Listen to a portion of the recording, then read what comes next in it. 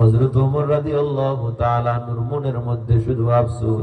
আব্দুল্লাহ ইবনে মুবারকের চেয়ে কামারের জান্নাত বড় হয়ে গেল, মনের মধ্যে ছিল আফসোস। কিসের আফসোস? বলে আল্লাহরে বুঝি পাইলাম না, ইবাদত বুঝি মনের মতো করতে পারলাম না। ও আমার যুবক, ও আমার বৃদ্ধ বাবা, যদি বলি নামাজটা ঠিক মতো পড়ো, পরিপূর্ণ ইসলামে ঢুকো, পর্দা করো, হজ করো, যাকাত দাও, মা বাবার সাথে ভালো ব্যবহার করো, গুনাহ করিও না, একটু বুড়া হয় আমল করো, আমাকে একটু জবাব দেন, বুড়া হওয়ার কোনো গ্যারান্টি আছে নাকি? এমন কোন দিন নাই অ্যাক্সিডেন্টে মানুষ মরে না, এমন কোন দিন নাই মানুষ হার্ট অ্যাটাকে মরে না। তুমি আমি গ্যারান্টি দেই, তুমি আমি বেঁচে থাকবো।